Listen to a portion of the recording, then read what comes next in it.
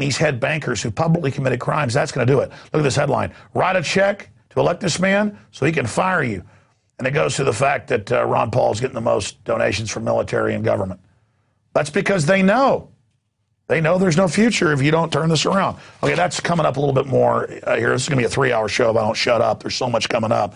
But shifting gears into other news now, Obama admin seals records on murdered Border Patrol agent implicated in Fast and Furious. They've already been caught shipping drugs in, shipping guns out. I mean, this is a mafia. This is Chicago mafia. The Chicago Mercantile now is saying, yeah, we'll let MF Global take people's private accounts. I mean, people keep getting shocked. Thomas Jefferson said, you will live under whatever level of tyranny you put up with. There's always going to be crooks that want to rob you and scam you if you let them. I mean, of course. I mean, if you go out in the middle of a wolf-infested Montana and tie yourself to a tree and slice yourself open, wolves are going to come and eat you. I mean, you roll over and say, eat my guts. Here, I'm a prey animal. They're going to come. And look at Chicago. Look at New York where the mafia runs everything. There's a total gun ban on the general citizens because they're crooks. Crooks want disarmed prey. What's the first thing a bank robber does? He says, put your hands up, and they make the security guard give them their gun. Criminal government takes over. First thing they say is, turn the guns in right here. He's going to take care of you. All right. Continuing here. Again, here's that article I just mentioned. Write a check to elect Ron Paul so he can fire you. Among GOP presidential hopefuls, the Texas Libertarian leads in donations from federal employees. And, of course, it's skewed because he gets 70+% of the military donations. And that's in the numbers, but they don't really mention that. But again, that's the good news. That scares the globalists. The military likes Ron Paul. A guy that says, end all these wars, bring the troops home. Oh, but you're always told the troops want the war. It's like, support our troops. They want the war to continue. And they put a few PSYOP guys on TV for you. So they're totally freaking out over that. Continuing here, Bloomberg also reports 6 central banks led by Fed cut dollar funding costs to ease debt crisis. This is that's pretty funny, Marcos. This is the Federal Reserve, I guess, pissing our money away. And it says 6 central banks led by the Federal Reserve made it cheaper for banks to borrow dollars in emergencies in a global effort to ease Europe's sovereign debt crisis. So it was already basically at 0%. So as Max Kaiser pointed out, now I guess, for mid-sized banks, it's at 0.1, but for others, it's negative. They just give you money, and then they loan it out at 10, 15, 20%. So it's free money. And, of course, we have to then basically back all of that. And it overall devalues the dollar. Continuing with crooks here, Hank Paulson, the guy that got a White House waiver and when his own waiver didn't hold up, gave himself hundreds of millions of dollars, literally burning the value of our dollar there. Now it's turned out that he gave hedge fund inside information on Freddie Mac and Fannie Mae when he was Treasury Secretary. We'll talk to Ted Anderson about this coming up later. Just incredible insider trading. But when the top leaders of Congress got caught actually insider trading inside the Capitol, totally legal, they said, well, we're above the law. If you don't like that, we'll have the Army arrest you. I mean, they're like, we're crooks. Have the Army arrest them. That's what third world countries do. A president, it always happens, gets caught stealing some money. Venezuela, Nicaragua, wherever it is, you see it all the time. They just say, I'm calling out the military. And sometimes the military says, I'm going to be the president. That's all we've come to here. And that's what they're getting ready for. America hadn't been perfect, but it's been successful because it had the lowest level of corruption. Still wild and rampant, but compared to other countries, it was low. Mainly because the average American, if you tried to steal from them, would kill you. Not the case anymore. That's why we're so enslaved. Oh, yeah, you think they'd all be slaves down in Mexico to the El Jefes if they had a history of a Second Amendment? No. Again, the answer is arm the general public and liberty will abound. Thomas Jefferson. Okay, continuing here. We learned about the 16-plus trill the Federal Reserve gave their buddies in the last few years. Now, Forbes reports, we didn't know about the Fed's $7.7 trillion that they gave others, including $1.2 trillion in a single day. Isn't that just special? Now, speaking of torture, you know how many TSA agents, it's in the thousands now, have been arrested raping, pedophilia, stealing money, raping people in car garages in uniform, planting drugs on people, stealing money from people. I mean, who else wants a job sitting in microwave ovens all day and grabbing people's genitals? I mean, either you're an idiot, desperate for a job, or you're a pervert. And now they've got inside whistleblowers coming out. The Courthouse News is reporting, as well as PrisonPlanet.com,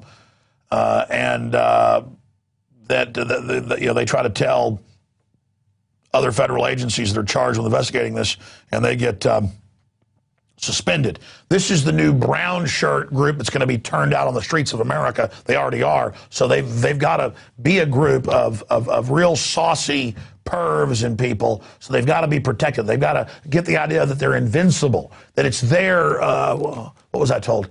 Their administrative privilege to rape a woman in a parking garage. Okay? And if you don't like it, the Army standing by to disappear you. Worked in communist Russia, why not here? NKVD over America.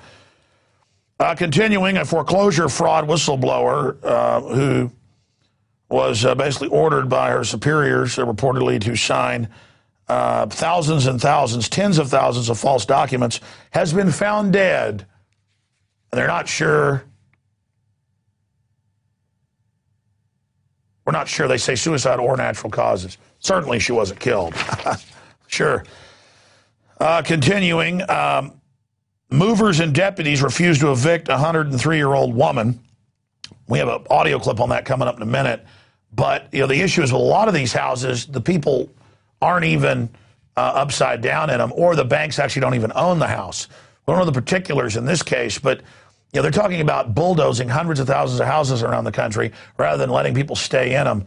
And what are you going to do? Throw her on the street and say, oh, she's lazy and homeless, just let her die? Let's go ahead and play that news clip where the sheriff's deputies refused to do it. Fulton County Sheriff deputies and movers showed up today after Deutsche Bank planned to kick the family out. The moving company and the deputies took one look at Miss Lee and decided this would not happen today.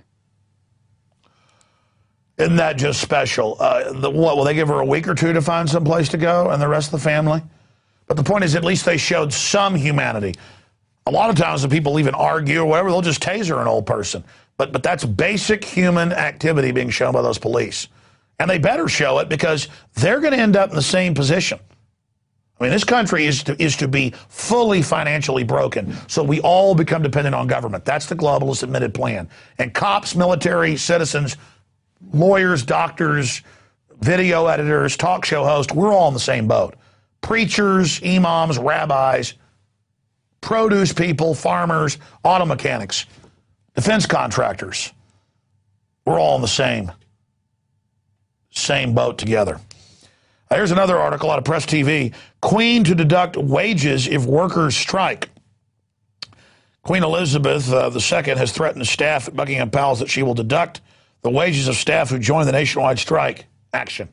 This is a woman who gets billions in government subsidies every few years, and who last year while they were kicking old people off during the freezing winter off their gas ration, one of the coldest winters since 1643, was it?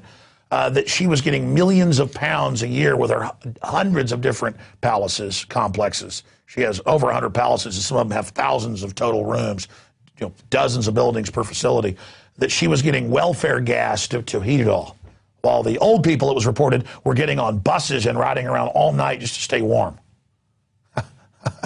When it was sub-zero, 20, 30 below zero. I mean, this is the type of scum these parasites are. And they're not even English. They're not even British. I mean, that's another thing. I mean, it's incredible. They're from Transylvania. You can't make this stuff up. Continuing here, ladies and gentlemen, Occupy Montreal protesters branded by police. And I've got a bunch of other reports. Kevin Booth called me today. He's going to get some footage of it in L.A. They're taking people to the Dodgers Stadium, and the feds and Homeland Security are running arrests all over the country and beating people on the heads and everything. Just absolutely incredible. They tried to co-opt Occupy. They couldn't. So now Obama is orchestrating all of this. Absolutely incredible. Okay, we're gonna go ahead and go to the next piece of information now. Stay with us.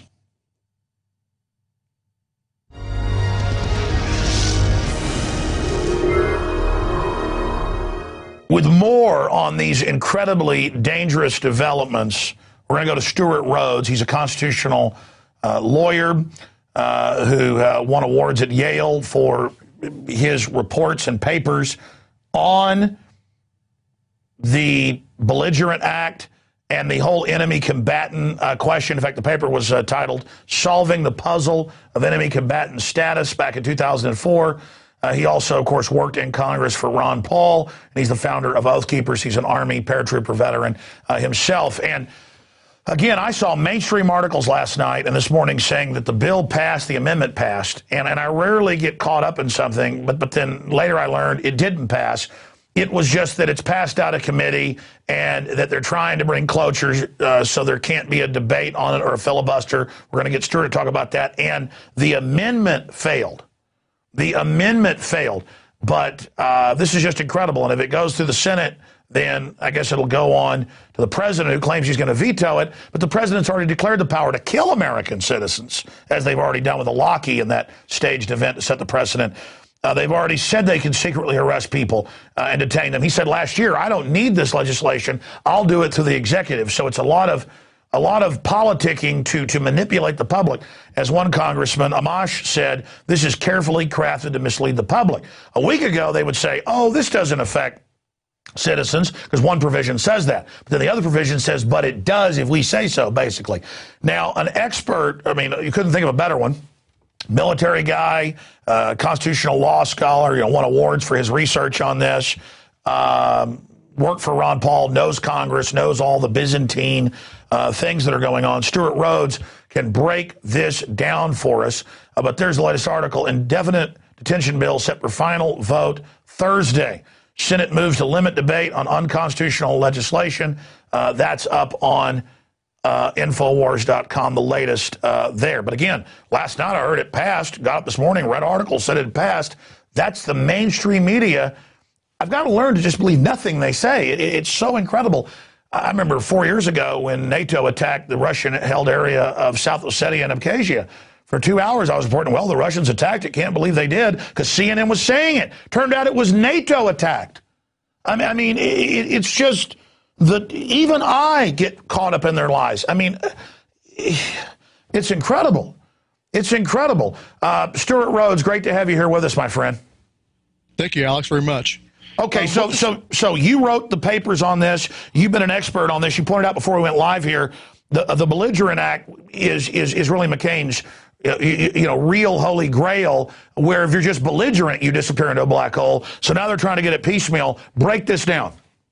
Well, yeah, in the 2010 Belligerent Detention Act, he wanted the language to read that if you commit an act of belligerence and warfare or any other act of terrorism against the United States, then you could be, if you were just accused of that by someone in the executive branch, you could be whisked away into military detention, no grand jury indictment, no trial in front of a jury of your peers, just taken off to Guantanamo. He didn't quite get what he wanted, but what he's doing here is getting what he can. He's attaching this, making this part of the defense appropriations bill, which no one wants to vote against, or they're just, described as being against the troops, and he talked a Democrat, Levin, into proposing it. But really, it's McCain's baby, and this is him getting what he can. What he's going to get out of this bill, if it passes, is Section 1031. The first part of it does apply to U.S. citizens, because it says that any person, a covered person under this action, this section is any person who is accused of participating in 9/11 or aiding those who did it, or is accused of being part of al-Qaeda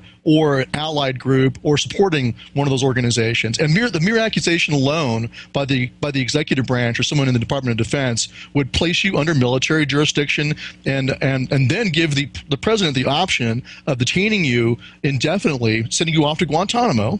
It expressly states that a person who is under that first section can be, one, detained under the laws of war without trial until the end of the hostilities authorized by the Authorization for Use of Military Force. And the wars never end. We're always under an endless emergency. And those, before you continue, that say, oh, well, let us get tough. Why even have America then? Because America is about due process and is about checks and balances. So you can't stage things. So people get a day in court.